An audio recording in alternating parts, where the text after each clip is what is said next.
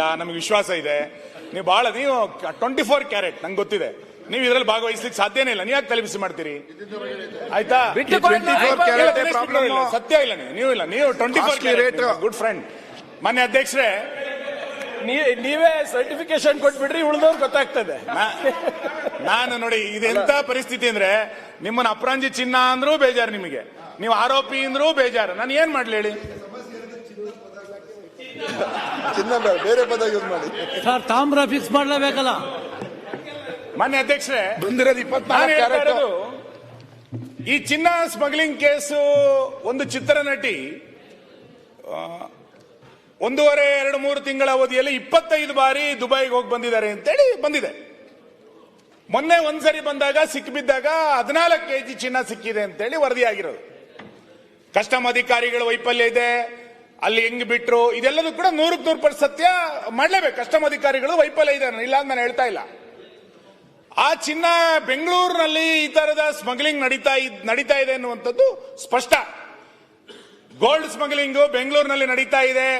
ಇದಕ್ಕೆ ಒಬ್ಬರು ಹಿರಿಯ ಅಧಿಕಾರಿಗಳ ಪುತ್ರಿ ಭಾಗಿಯಾಗಿದೆ ಎನ್ನುವಂಥದ್ದು ಭಾರಿ ಸ್ಪಷ್ಟ ಇದೆ. ಇದನ್ನು ಮುಚ್ಚಿಡಕ್ಕೆ ಸಾಧ್ಯನೇ ಇಲ್ಲ. ಆಕಸ್ಮಿಕವಾಗಿಯೋ ಅಥವಾ ಪೂರ್ವ ಮಾಹಿತಿಯ ಕಾರಣಕ್ಕೋಸ್ಕರ ಅದು ಸಿಕ್ಕಿದೆ ಎನ್ನುವಂಥದ್ದು ಮೊನ್ನೆ ನಂತರ ಗೊತ್ತಾಗಿರೋದು.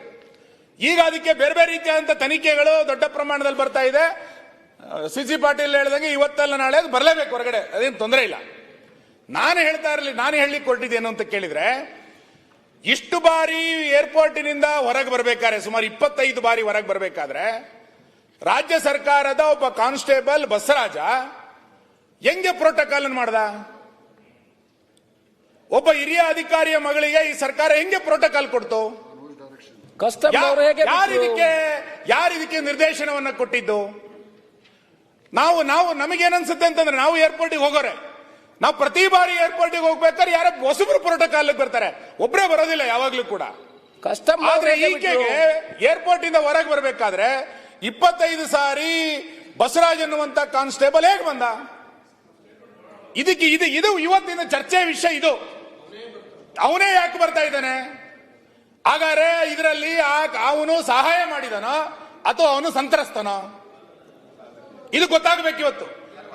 ಈ ರಾಜ್ಯ ಸರ್ಕಾರದ ಅಡಿಯಲ್ಲಿರುವಂತಹ ಒಬ್ಬ ಕಾನ್ಸ್ಟೇಬಲ್ ಏನೂ ಸರ್ಕಾರಕ್ಕೆ ಸಂಬಂಧ ಇಲ್ಲದಿರುವಂತಹ ಒಬ್ಬಳು ಹೆಣ್ಣು ಮಗಳಿಗೆ ಹೆಂಗೆ 25 ಬಾರಿ ಪ್ರೋಟೋಕಾಲ್ ಕೊಟ್ರು? ಯಾರನ್ನು ಕೇಳಿ ಪ್ರೋಟೋಕಾಲ್ ಕೊಟ್ರು? ಗುಪ್ತಚರ ಇಲಾಖೆ ಏನ್ ಮಾಡ್ತಾ ಇತ್ತು? ಆಕೆ ಇಷ್ಟು ಬಾರಿ ಗೋಲ್ಡ್ ಅನ್ನ ತಗೊಂಡ್ಬಂದಾಗ ಅವನು ಯಾಕೆ ಸುದ್ದಿ ಕೊಡ್ಲಿಲ್ಲ? ಎಲ್ಲೆಲ್ಲ ಸ್ಮಗ್ಲಿಂಗ್ ಎಲ್ಲೆಲ್ಲ ಹೋಯ್ತು? ಮೊಗಸಾಲೆಗಳಲ್ಲಿ, ಪತ್ರಿಕೆಗಳಲ್ಲಿ, ಟಿವಿಗಳಲ್ಲಿ ಯಾರೋ ಸಚಿವರು ಇದರಲ್ಲಿ ಭಾಗಿಯಾಗಿದ್ದಾರೆ ಅಂತ ಬರ್ತಾ ಇದೆ. ನಾನ್ ಸಚಿವರ ಬಗ್ಗೆ ನಾನೇನು ಆರೋಪ ಮಾಡ್ತಿಲ್ಲ. ನಾನು ಆರೋಪ ಮಾಡಿ 1 ನಿಮಿಷ ಮುಗಿಸ್ತೀನಿ. ನಾನು ಆರೋಪ ಮಾಡ್ತಿಲ್ಲ. ನೀವು ಹೇಳ್ತಾ ಕರೆಕ್ಟ್ ಆಗಿದೆ. ಸೆಂಟ್ರಲ್ ಇಂಟೆಲಿಜೆನ್ಸ್ ಬರೋಣ, ಅದೇನ್ ಮಾಡ್ತಾ ಇತ್ತು? ಈಗ ಪ್ರೋಟೋಕಾಲ್ ಬರೋದು ಯಾವಾಗ ಅಂತ ಹೇಳಿದ್ರೆ, ಈಗ ವಿದೇಶಕ್ಕೆ ಹೋದಾಗ ನೀವು ಇಮಿಗ್ರೇಷನ್ ಮುಗಿಸ್ಕೊಂಡ ನಂತರನೇ ಪ್ರೋಟೋಕಾಲ್.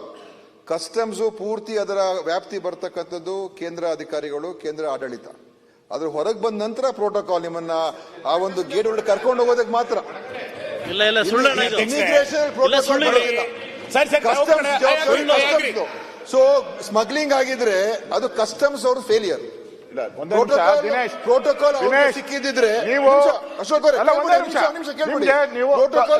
ಮಾಹಿತಿ ಕೊಡ್ತಾ ಇದ್ದೀರಾ, ತಪ್ಪು ಮಾಹಿತಿ. ನೀವು ಗೋಲ್ಡ್ ಇಂದ ಹೋಗಿಲ್ಲ, ಅದಕ್ಕೆ ನಿಮ್ಗೆ ಗೊತ್ತಿಲ್ಲ. ಎಲ್ಲಿ ನಾನು ಹೋಮ್ ಮಿನಿಸ್ಟರ್ ಆಗಿದ್ದೆ ಹೇಳ್ತೀನಿ ಕೇಳಿ. ನೀವು ರೆಗ್ಯುಲರ್ ಏರ್ಪೋರ್ಟ್ ಬರೋದು ಬೇರೆ, ನೀವು ವಿದೇಶದಿಂದ ಬಂದಾಗ ನಿಮ್ಗೆ ಬೇರೆ ರೂಟ್ ಅಲ್ಲಿ ಕರ್ಕೊಂಬರೋದು. ಅಲ್ಲಿ ನೀವು ಎಂಟ್ರೆನ್ಸ್ ಅಲ್ಲೇ ಕಸ್ಟಮರ್ ಇರ್ತಾರೆ, ಅಲ್ಲಿ ಕಸ್ಟಮ್ ಡಿಪಾರ್ಟ್ಮೆಂಟ್ ಅವರು, ನಮ್ಮ ಇಮಿಗ್ರೇಷನ್ ಅಲ್ಲಿ. ಒಂದೇ ನಿಮಿಷ, ಅಲ್ಲಿ ಈ ಪ್ರೋಟೋಕಾಲ್ ಅನ್ನು ಹೋಗಿದ್ದಾನೆ, ಅಲ್ಲಿ ಪ್ರೋಟೋಕಾಲ್ ಹೋಗಿ ಅವರನ್ನ ಎಸ್ಕೇಪ್ ಮಾಡಿ ಕರ್ಕೊಂಡು ಬಂದಿದ್ದಾರೆ. ಹೋಗಿದೆ ಅಂತ ಹೇಳಿದ್ರೆ ಕಸ್ಟಮ್ಸ್ ಅವರನ್ನ ಬಿಡಬಾರ್ದಾಗಿತ್ತು. ಕಸ್ಟಮ್ಸ್ ಇಲಾಖೆ ಇಮಿಗ್ರೇಷನ್ ಪೂರ್ತಿ ಕೇಂದ್ರ ಸರ್ಕಾರದ್ದು. ಇವನೇನಾದ್ರೂ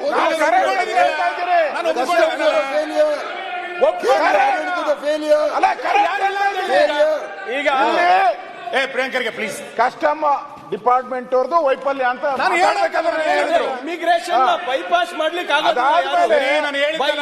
ಬೈ ಲಾ ಇಮಿಗ್ರೇಷನ್ ಅನ್ನ ಬೈಪಾಸ್ ಮಾಡ್ಲಿಕ್ಕೆ ಆಗೋದಿಲ್ಲ, ಕಸ್ಟಮ್ಸ್ ನ ಬೈಪಾಸ್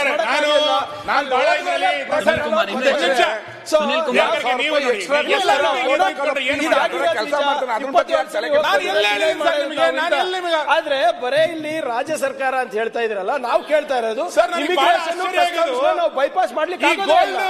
ಸ್ಮಗ್ಲಿಂಗ್ ಜಾಗನೇ ಯಾಕೆ ರಾಜ್ಯ ಇರ್ಬೇಕು. ಸರ್ಕಾರ ಅಲ್ಲಾಡಿಸ್ತಾ ಇದೆ? ಅಲ್ಲ ಈಗ ಸುನಿಲ್ ಯಾಕೆ ರಾಜ್ಯ ಸರ್ಕಾರ ಸುನಿಲ್ ಅಲ್ಲಾಡಿಸ್ತಾ ಕುಮಾರ್ ಇದೆ? ಅವರೇ, ಸುನಿಲ್ ಕುಮಾರ್ ಸುಮ್ಮನೆ ಕುತ್ಕೊಳ್ಳಿ, ಸುಮ್ಮನೆ ಸುನಿಲ್ ಕುಮಾರ್ ಅವರೇ, ಒಂದ್ ನಿಮಿಷ. ಏನೋ ಪ್ರಾಬ್ಲಮ್ ಇದ್ರೆ ದಿನೇಶ್ ಸುನಿಲ್ ಕುಮಾರ್ ಅವರೇ. ಗುಂಡೂರಾವ್ ಸಹಾಯ ತಗೊಳ್ಳಿ. ಸುನಿಲ್ ಕುಮಾರ್ ಅವರ ಇದ್ರ ನೀವು ಕೆಲಸ ಇಲ್ಲಿ ಮಾಡಿ, ಚರ್ಚೆ ಸರ್, ಮಾಡ್ತಾ ಕೊಟ್ಬಿಡಿ ಇರೋದು ಸರ್, ಏನ್ ಹೇಳಿದ್ರು ನಮ್ಮ ಅಂತ. ಗೃಹ ಪ್ರಿಯಾಂಕಾ ಇಲಾಖೆಯ ಕೂತ್ಕೊಳ್ಳಿ. ವೈಫಲ್ಯದ ಬಗ್ಗೆ ಪ್ರಿಯಾಂಕಾ, ಚರ್ಚೆ ಮಾತಾಡ್ಲಿ ಬಿಡಿ. ಏ ಬಾಲಣ್ಣ, ನೀವು ನಾಳೆ- ಚರ್ಚೆ ಮಾಡ್ತಾ ಇರೋದು ನಮ್ಮ ಬಾಲಕೃಷ್ಣ. ಗೃಹ ಇಲಾಖೆಯ ವೈಫಲ್ಯದ ಬಗ್ಗೆ. ಬಾಲಕೃಷ್ಣ. ಅದಕ್ಕೆ ಈ ಚರ್ಚೆ ಇದು ವಿಚಾರ ಬಂದಿದ್ದು. ಸಚಿವರು ಬಂದು ಉತ್ತರ ಕೊಡ್ತಾರೆ. ಬಾಲಕೃಷ್ಣ ಸಚಿವರು ಬಂದ್ರೆ ಏನು ಉತ್ತರ ಕೊಡ್ತಾರೆ? ದಯಮಾಡಿ ಉತ್ತರ ನನ್ನ ಕೊಡ್ತಾರೆ, ಭಾಷಣ ಸುಮ್ನೆ ಕೇಳಿಸ್ಕೊಂಡಿದ್ರೆ ದಯಮಾಡಿ ಸುಮ್ಮನೆ ಇರಿ.